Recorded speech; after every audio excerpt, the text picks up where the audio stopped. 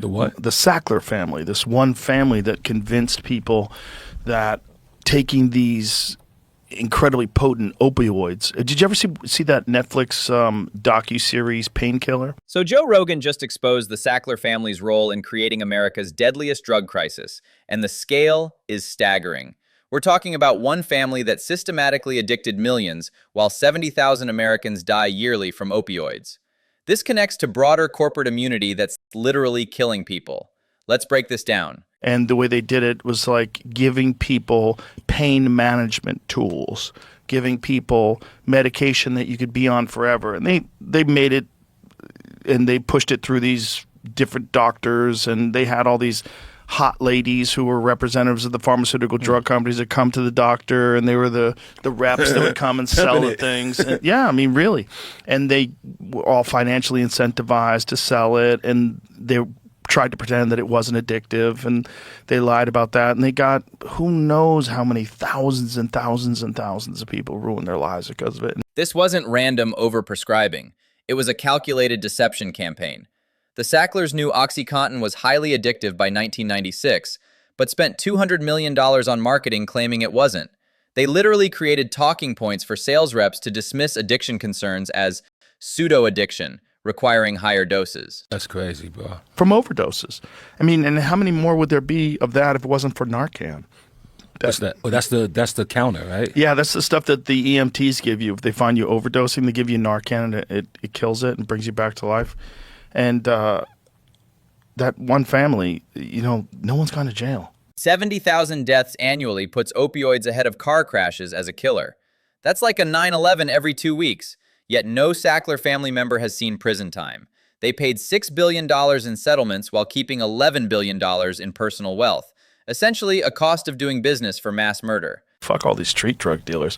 I mean, these guys killed 70,000 people a year for who knows how many years. And it was probably more than that before they figured out Narcan.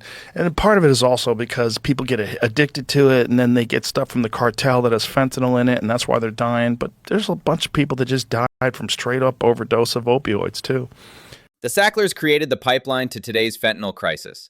When they made prescription opioids harder to get, addicted patients turned to street drugs laced with fentanyl. Mexican cartels literally learned their distribution networks from studying pharmaceutical companies. Corporate crime enabled cartel profits. I got my nose fixed. I had a deviated septum, and they cleaned it out. And I was leaving the doctor's office, and he gave me 2 prescriptions for opioids. And I said, but I'm not in pain. He goes, but you probably will be. And I go, but is it going to be worse than this right now? Like, we're just out of the operation, and my nose I have like these things stuffed up your nose to keep your nostrils open. And I was like, are you sure it's going to be worse than this? And he gave me 2 prescriptions.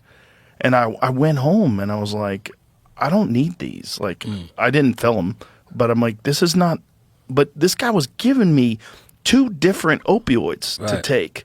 This story illustrates how the medical system weaponized doctor-patient trust. Physicians receive bonuses for hitting prescription quotas, turning healers into drug dealers. Patients like this trusted their doctors completely, creating millions of unwitting addicts who thought they were following medical advice. I think he's financially incentivized. That's what I think mean. They're financially incentivized to prescribe you this medication. Because he didn't say, if you're in pain, contact me and I'll fill you a prescription. Because it's just my nose, man. It's just the nose. It's not that big a deal. Like, I slept fine. It was nothing. That's crazy. And I tried to tell him, I'm like, I don't understand why you're giving me. Like, we had a conversation. I go, is it going to be worse than it is right now? Like, right now, I'm not in any pain. He goes, it could probably get worse.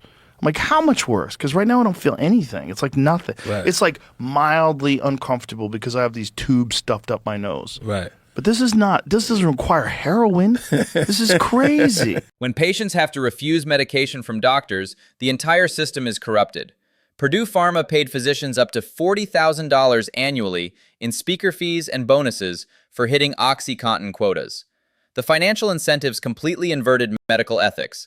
More prescriptions meant more money. I was reading about this doctor that was an oncologist, so he's dealing with cancer patients, and he was giving chemotherapy to people that didn't have cancer because it would get him more money. You kind of fucked me up with that. Yeah, then you kind of hit my emotion because I just lost my brother to cancer, my brother Power. Yeah.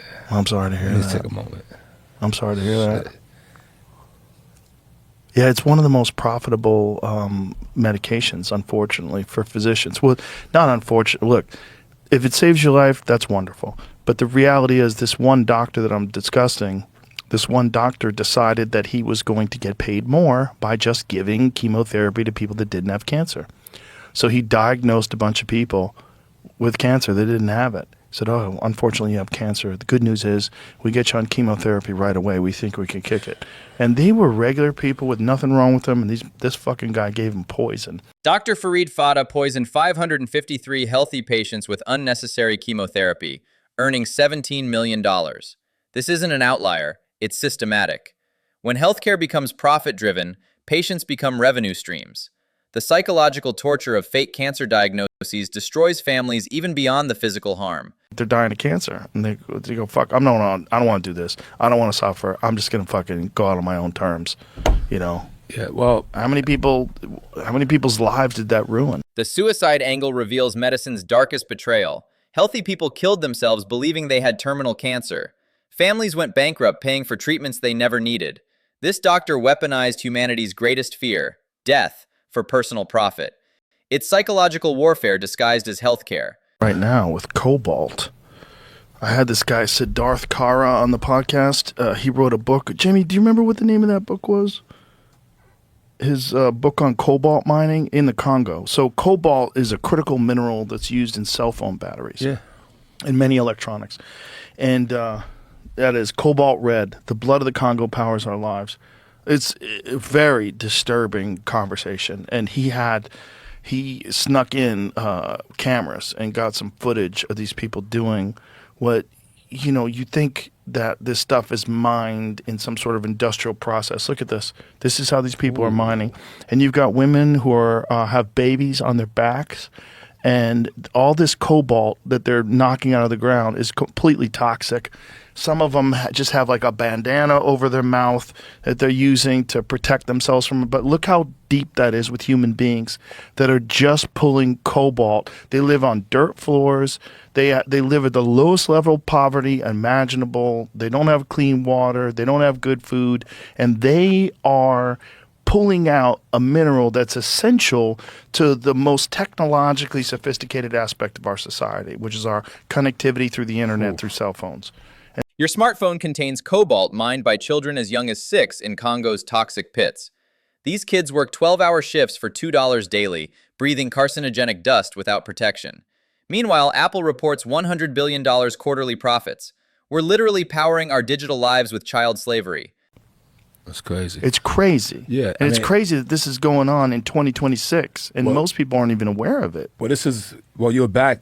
Like I just said, the project I'm working on now, we just talk about it. We're tracing it back to the rubber tree, but yeah, it's still going on. The moral contradiction is staggering. People post social justice content on devices built by enslaved children. In 2026, actual slavery powers our connectivity while we debate pronouns online. Tesla's ethical electric cars run on batteries mined by kids dying from cobalt poisoning. Is shown on it, and this is what Siddharth Kara was trying to do with his book, and you know the tour that he was doing and doing podcasts and trying to let. And he risked his life, man. I mean, they questioned him, and he got very lucky that he got out of there with that footage, Right.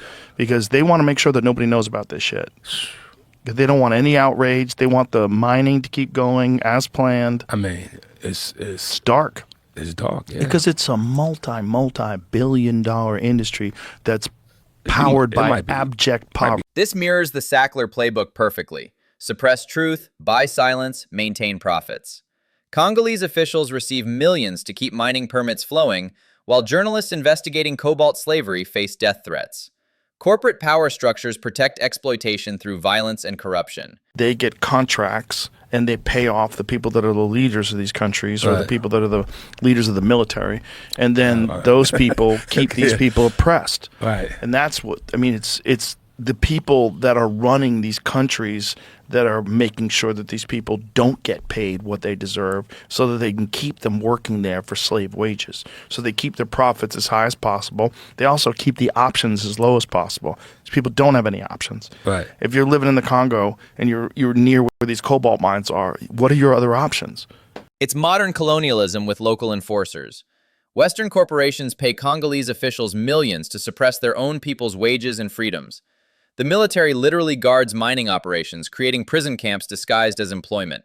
Government becomes the oppression mechanism. Oh, these places are all guarded by the military, so like, Yeah, well, it's all yeah. people with guns. You, Yeah. you can't leave. Yeah. You're doing their bidding. You'll get shot. Yeah, They kill people. They bury you. No one notices. That's it, No one yeah. cares.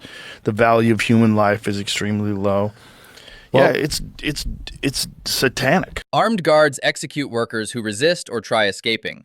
While Americans debate microaggressions, actual slaves are murdered daily for our convenience. Every smartphone represents complicity in a system that values human life at zero. We're all carrying blood diamonds in our pockets.